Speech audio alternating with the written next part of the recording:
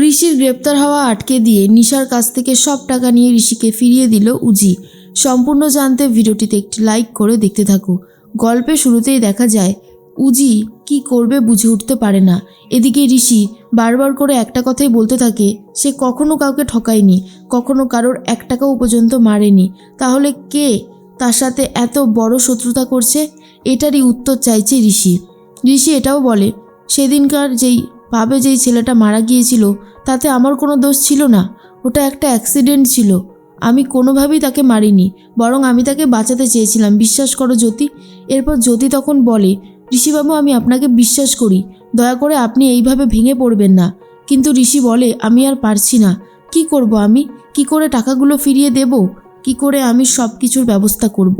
আমার কাছে যে টাকা পয়সা কিছুই নেই, সব কিছু একেবারে শেষ হয়ে গেছে।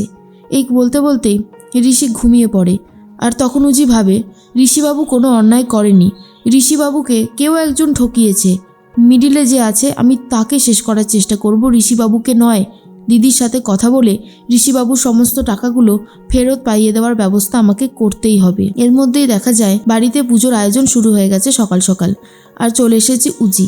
উজিকে দেখে তখন শোভাদেবী বলে, ওই তো জ্যোতি চলে এসেছে। জ্যোতি নাও, আজকের পুজোটা কিন্তু তুমি করবে, কেমন?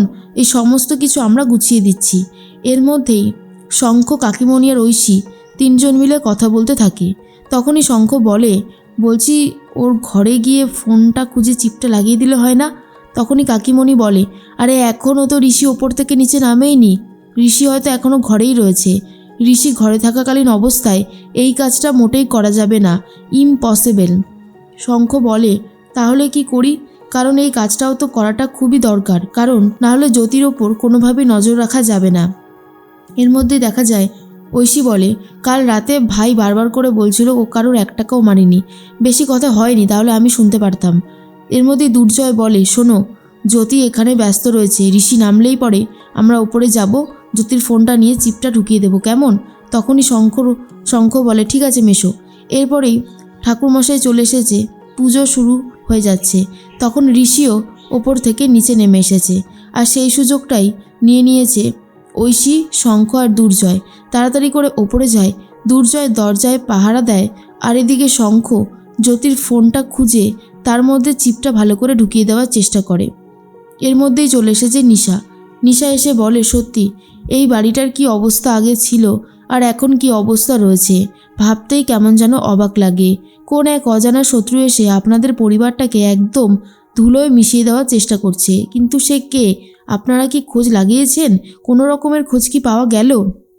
এর মধ্যে দুর্জয়রা নিচে চলে এসেছে কাজটা সেরে। দুর্জয় বলে, হ্যাঁ, খুব তাড়াতাড়ি আমরা তাকে ধরে ফেলতে পারবো। ঠাকুরমশাই এসে পুজোর বন্দোবস্ত করে দেয়। এরপর পুজো শুরু করে ঋষি আর উজি। তারপরে যখন পুজো শেষ হয়ে যায় তখন সবাইকে প্রসাদ দেওয়ার কথা আসে। এরপর দুর্জয়, ঐশী, শঙ্খ আর বিভা মানে নিশা 4 জন মিলে টেবিলে বসে গল্প করতে থাকে। তখনই নিশা বলে, এই পুলিশ অফিসারদেরকে না কখনো ভরসার বিশ্বাসটুকু করা যায় না। এরা বড় বড় লম্বা চওড়া অনেক কথা বলে ঠিকই, কিন্তু শেষে কাজের বেলায় অষ্টরম্বা, কিছুই করে উঠতে পারে না, সেটা আমি খুব ভালো মতন জানি। তখনই দুর্জয় বলে, তোমার সাথে মনে হয় পুলিশের এক্সপিরিয়েন্স খুব একটা ভালো না, সেই জন্য বোধহয় তুমি পুলিশকে একদমই সহ্য করতে পারো না। কি আমি ঠিক বললাম তো? নিশা তখন বলে, পুলিশকে সহ্য করতে না পারার পিছনে অনেক কারণ আছে। এই দেখুন না, আপনাদের বাড়িতে এসব কিছু হয়েছে, আমাদের উপর সন্দেহ করছে, আমাকে বারবার হ্যারাসমেন্ট করছে। এরপর আপনি বলুন না, যদি আপনাকে কেউ হ্যারাসমেন্ট করে তাকে কি আপনি পছন্দ করবেন? করবেন না তো। এরপরে চলে এসেছে উজি। উজি এসে সবাইকে প্রসাদ দিতে থাকে আর বলে, নিন নিন, তাড়াতাড়ি প্রসাদটা খেয়ে নিন। আর দিদি, তুই কিন্তু আজকে যাবি না, তাড়াতাড়ি, আমার তোর সাথে অনেক কথা আছে, যেগুলো না বললেই নয়। তখন ঐশী আর শঙ্খ ভাবে, একবার ওরা কথাটা বলুক, তারপরেই জানতে পারবো ওরা কখন কি কথা বলছে। আর সেটা যদি একবার জেনে যাই তাহলে একেবারে হাতে নাতে ধরা যাবে। এরপর নিশা বলে, আমার বোন আর ঋষির যে ক্ষতি করতে চাইছে তাকে আমিও ছেড়ে দেব না, কিন্তু অফিসার এটাই বুঝতে চায় না। এদিকে ঋষি ঘরে চলে গেছে আর ফোন করেছে অফিসার জিৎ বসু আর বলে, দেখুন ঋষিবাবু, আমি জানি যে আপনার অবস্থা এখন কতটা খারাপ, আপনার কাছে কোনো টাকা পয়সা নেই, কিন্তু আমার কিছু করার নেই। ভেন্ডাররা এসেছিল, খুব বাজেভাবে তারা আপনার নামে কেস করতে চাইছে, আপনি তাদের টাকা যদি ফিরিয়ে না দেন 3-4 ঘন্টার মধ্যে আমি আপনাকে অ্যারেস্ট করতে বাধ্য হব। ঋষি বলে, আমাকে অ্যারেস্ট করবেন? আজকের দিনে দাঁড়িয়ে আমাকে এটাও শুনতে হলো? পাশেই ছিল উজি। উজি সমস্ত কথা শুনে নেয়। আর তখনই দেখা যায় ঋষি বলে, দেখুন আমার কাছে সত্যি কথা কোনো টাকা পয়সা নেই, আমি কী বা করতে পারবো?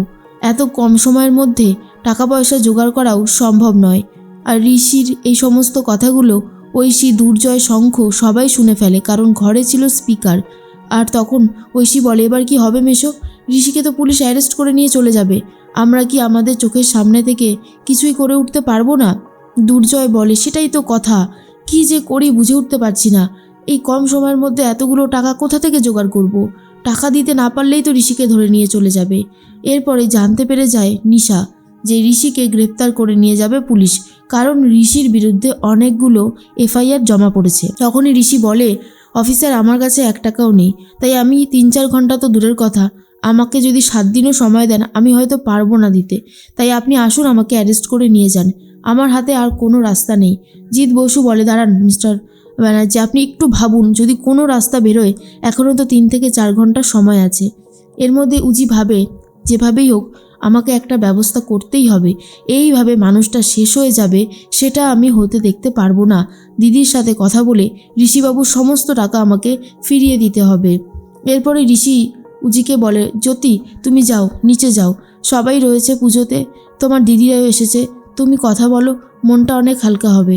আমি বরং আমার সমস্ত জিনিসগুলো আর গুছিয়ে রাখি, কারণ অফিসার আসবে আমাকে অ্যারেস্ট করতে। কিছু করার নেই, আমার কাছে টাকা পয়সা নেই যে আমি ওদের সেই টাকা পয়সা ফিরিয়ে দেব, তাই বাধ্য হয়ে এখন আমাকে জেলেই যেতে হবে। তখন উজি বলে, না আপনি কোথাও যাবেন না, যে অন্যায় আপনি করেননি তার শাস্তি আপনি কেন ভোগ করবেন? আমাদের কিছু একটা করতে হবে, এইভাবে হাত পা গুটিয়ে বসে থাকলে তো হবে না, যেভাবেই হোক ওই টাকাটা জোগাড় করতে হবে। যদি একবার টাকাটা জোগাড় করে ফেলতে পারেন তাহলে তো আর কোনো অসুবিধা নেই, আপনি ঠিক ওই টাকাগুলো ফেরত দিয়ে দিতে পারবেন। কিন্তু উজির কথায় ভরসা পায় না ঋষি, কি করেই বা পাবে? এ কি আর 1 টাকার ব্যাপার, লাখ লাখ কোটি কোটি টাকার ব্যাপার। সেই কোটি কোটি টাকা কি করে ফিরিয়ে আনবে উজি, সেই প্ল্যানই করছিল। এদিকে নিশা ভাবে, উজি আবার ঋষির জন্য গলে যাবে না তো? যেই ভয়টা আমি পাচ্ছি সেই ভয়টাই না সত্যি হয়ে যায়। এরপরেই উজি নিজের বুদ্ধি খাটিয়ে, টেকনিক খাটিয়ে সব কিছু অ্যাপ্লাই করে নিশাকে দেওয়া টাকাটা ফিরিয়ে নেয় ঋষির অ্যাকাউন্টে। ঋষি তো এটা দেখে খুব খুশি হয়ে যায় আর বলে, জ্যোতি সত্যি তোমার পুজোর জোর আছে, আর তার জন্য আজকে আমি হারিয়ে যাওয়া টাকাটা ফেরত পেয়ে গেলাম। আর এর জন্য খুবই খুশি হয়ে যায় ঋষি আর ঋষির বাড়ির সবাই।